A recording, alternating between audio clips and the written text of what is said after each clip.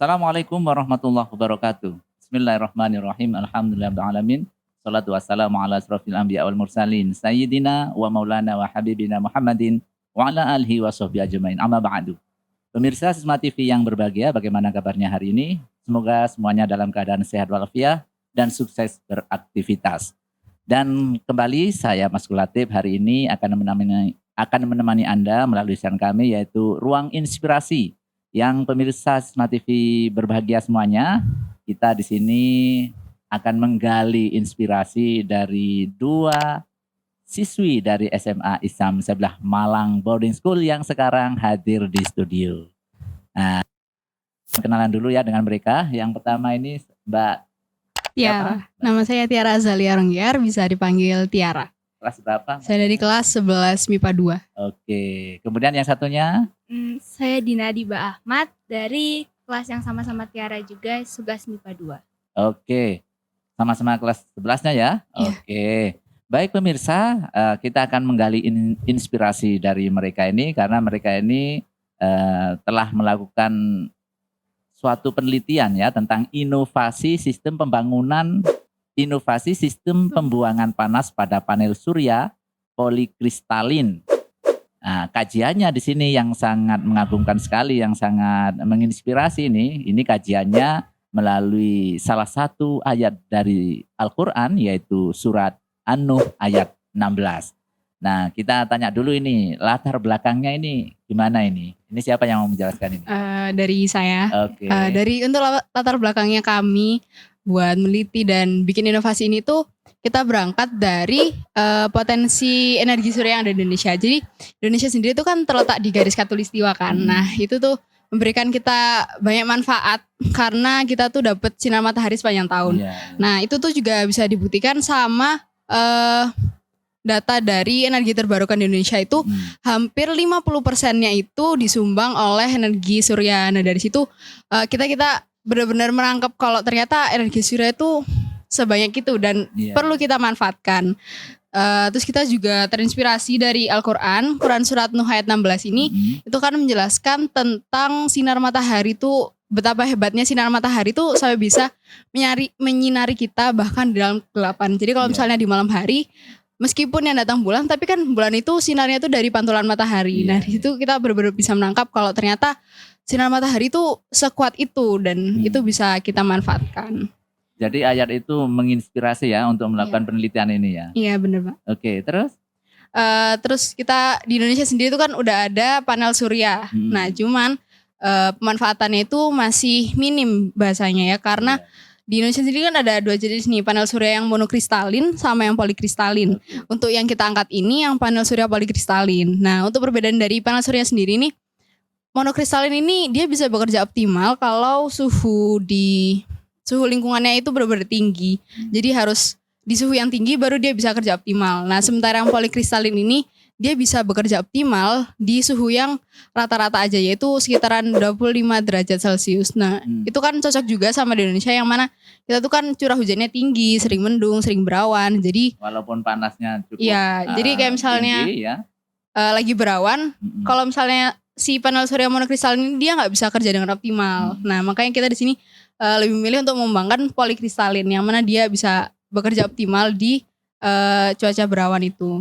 Nah cuman salah satu kekurangannya dari polikristalin ini yaitu efisiensinya langsung menurun kalau misalnya suhu di lingkungan sekitarnya ini lebih dari suhu optimalnya yaitu 25 derajat. Nah dari situ makanya kita menciptakan suatu inovasi yaitu sistem pembuangan panas dari panel surya polikristalin. Jadi kalau misalnya suhu di lingkungan itu udah lebih dari suhu optimalnya yaitu 25 derajat, nanti alatnya ini akan nyala dan langsung menurunkan dari suhu dari panel surya yang itu. Jadi bisa kerja optimal lagi. Oke, bisa tambahin lagi nih latar belakangnya ini ya. Benar, dari yang Tiara sudah sebutkan tadi yang panel surya polikristalin mengalami penurunan efisiensi yang sangat lumayan banyak kalau terkena panas yang cukup ini. Ini terbukti dari penelitian terdahulu yang sudah kita cari-cari itu. Di mana panel surya polikristal ini dites dalam dua kondisi cuaca, yaitu pada kondisi cuaca berawan dan cerah. Yang pada kondisi cuaca berawan itu kita ngetes pada suhu 35,9 derajat Celcius. Itu efisiensinya bisa mencapai sekitar 30,2%. Sedangkan dengan penurunan sebesar 0,6%, penaikan, mohon maaf, sebesar 0,6% saja menjadi 36,5 derajat Celcius, efisiensinya itu bisa turun drastis sebesar 19,43 derajat 19,43% menjadi 10,8%. Oke. Nah, ini kan sebuah penelitian dan orientasi dari penelitian itu tujuannya apa ini?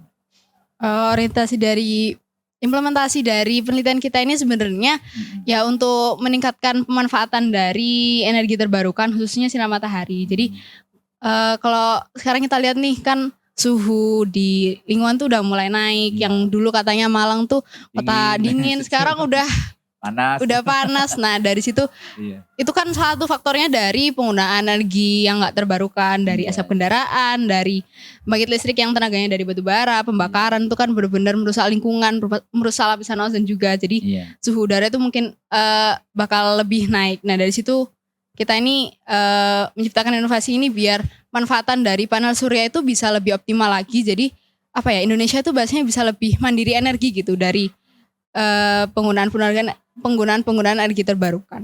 Oke. Ada tambahan nih? Tujuannya apa ini melakukan penelitian ini, Mbak? Ya pastinya ya meningkatkan pemanfaatan, mengoptimalkan pemanfaatan energi terbarukan di Indonesia. Oke. Kemudian, nah ini kan penelitian kan tentunya ada metodenya. Nah ini metode yang digunakan dalam penelitian ini gimana ini? Untuk metode penelitiannya ini kita pakai telaah pustaka. Jadi kita baca-baca dari penelitian yang sudah ada, terus kita kembangkan, kita cari kelemahan-kelemahannya, kita kembangkan menjadi inovasi-inovasi yang lebih baru lagi. Gitu. Oke. Ada tambahan? Ya di sini juga kita menggunakan sumber data sekunder, di mana kita mencari-cari dari jurnal, skripsi, penelitian-penelitian terdahulu untuk melihat data-datanya. Contohnya tadi juga saat uji coba panel surya polikristalin di 2 kondisi cuaca itu juga kita menggunakan metode ini. Oke, baik pemirsa Smart TV yang berbahagia, jangan kemana-mana karena setelah ini kita akan mengupas bagaimana sih mereka melakukan penelitian ini dan sehingga menghasilkan sebuah inovasi sistem pembuangan panas pada panel surya polikristalin. Jangan kemana-mana, masih bersama Ruang Inspirasi.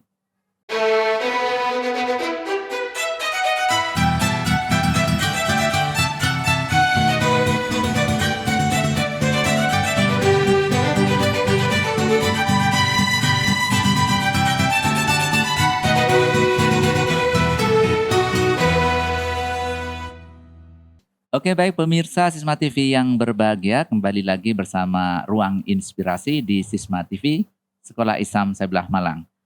Oke, kita akan lanjutkan ini bincang-bincang dengan 2 siswi dari SMA Islam Sebelah Malang Boarding School, di mana mereka ini telah mengikuti lomba ini tentang karya tulis ilmiah. Dan ini sangat menarik pemirsa Sisma TV yang berbahagia karena inspirasi yang muncul dari hasil karya mereka ini berdasarkan salah satu ayat Al-Quran, yaitu surat Nuh ayat 16 yang disitu menjelaskan bahwa Allah menciptakan rembulan yang bercahaya dan matahari yang bersinar.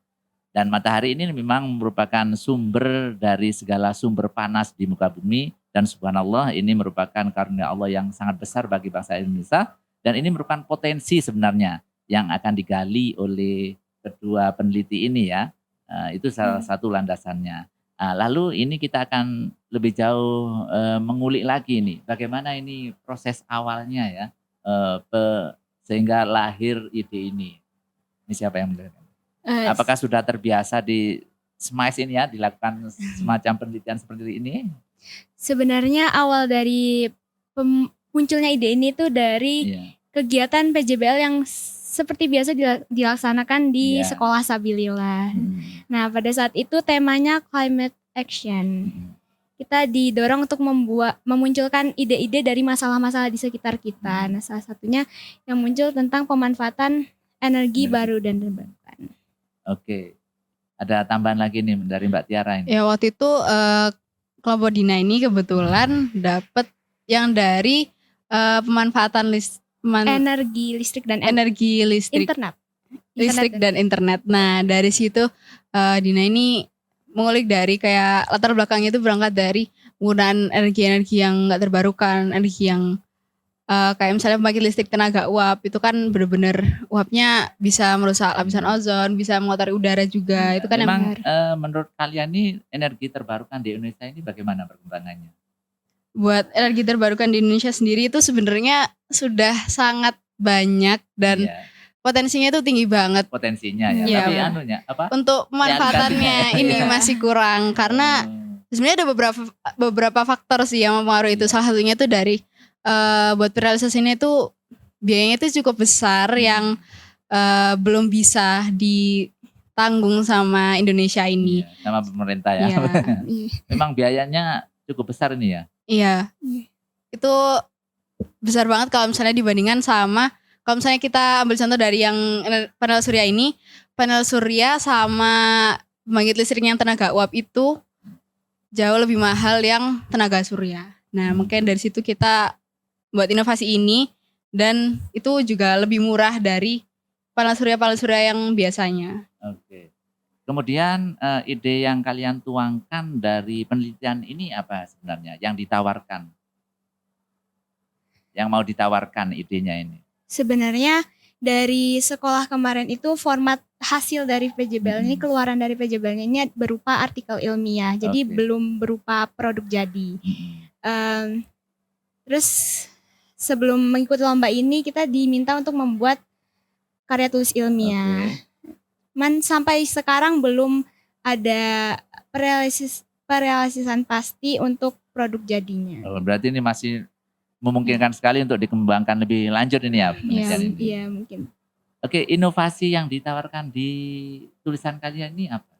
Oh, jadi untuk inovasi yang kita ciptakan ini yaitu sistem pembuangan panas. Jadi Sistem pembuangan panas Iya. pada alat polikristal ya ini pada ya? panel surya polikristalin ini. Jadi di dalam panel surya polikristalin nanti bakal ada seperti komponen tambahan yang itu fungsinya buat membuang panas yang nanti berlebihan di panel surya itu. Itu nanti di ada aluminium pendinginnya sama ada juga heatsink fan. Itu kayak semacam kipas angin gitu. Nah, nanti kalau misalnya suhu dari panel surya ini udah lebih dari suhu optimalnya, itu nanti kipas angin itu bakal nyala dan aluminium pendingin ini kan Nyalanya secara otomatis nih? ya otomatis jadi Otomatis. Oh. kita gabungin juga dari Arduino, jadi ada kayak sensor suhunya gitu. Kalau misalnya sensor suhu ini udah mendeteksi di atas 25 derajat, input listriknya itu akan dimasukin ke heatsink fan-nya. Jadi heatsink fan ini bisa menyala secara otomatis kalau suhunya udah di atas 25 derajat Celcius. Nah dari situ kan panasnya jadi kebuang. Nah itu panel suryanya bisa kembali kerja optimal. Benar. Oh memang kekurangan dari polikristalin ini tadi sudah disebutkan ya. Iya. Kalau panas ini kurang maksimal atau gimana? Iya, efisiensinya langsung menurun drastis. Jadi daya keluaran listriknya juga tidak optimal. Iya. Oke, ada yang perlu ditambahkan ini proses apa ketika mengikuti lomba ini bagaimana ini prosesnya ini? Jadi awalnya waktu itu kita ditawari sama guru pendamping kita. Itu Tim ada prestasi. ya dari guru-guru tim prestasi itu ada Gebiar Brawijaya Qurani. Nah, di situ ada karya tulis ilmiah Al-Qur'an. Sebenarnya kita berdua di sini ini pertama kali ikut lomba karya tulis. Cuman ya alhamdulillah guru-guru bisa percaya sama kita dan diikutkan lomba ya ini. didampingi mereka ya. Benar. Didampingin juga. Kita juga salah satu alumni dari SMAIS itu ada Kak Faza, itu juga datang ke sekolah buat bantu kita. Menjadi salah satu guru yang kakak yang sering mendampingi kita dan membantu kita. Itu awalnya pasti karena kita kan benar-benar gak pernah ikut lomba karya tulis. Berarti ya ini pasti pengalaman pertama ikut lomba ya? Iya, Dina, benar. gimana? Sama. Cuman saya ikut ekstrakurikuler yang ditawarkan di SMA. Oke. Nah, terus lombanya ini gimana prosesnya? Apa dipanggil ke lokasi lomba atau menyerahkan hasil lombanya ini aja? Untuk lombanya ini sebenarnya ada 2 babak dulu. Yang pertama itu kita harus ngumpulin full papernya dari pendahuluan abstrak sampai ke kesimpulannya semua. Terus kita kirimkan ke panitianya, di sana dinilai dan alhamdulillahnya kita bisa masuk final. Nah untuk finalnya ini kita langsung datang ke lokasinya. Kita waktu itu ke Universitas Iya. Brawijaya. Di sana kita mempresentasikan secara langsung hasil karya kita. Terus ada juga kayak sesi tanya jawab langsung sama Iya. jurinya. Oke. Ini Mbak Dina, ini pengalaman di Brawijaya gimana ini? Pastinya takut, apalagi awal-awal lihat peserta-peserta lain yang datang gitu kan, kayak wah persiapannya sama atau beda gitu, kayak takutnya kurang sama. Paling takut itu tentang ini, pertanyaan-pertanyaan yang diajukan jurinya nanti nih seperti apa, takutnya kalau tidak bisa jawab kayak gimana. Oke. Oke, baik pemirsa Smart TV yang berbahagia, kita lanjutkan nanti obrolan kita dengan 2 siswi dari SMA Islam Sabda Malang Boarding School ini setelah yang satu ini.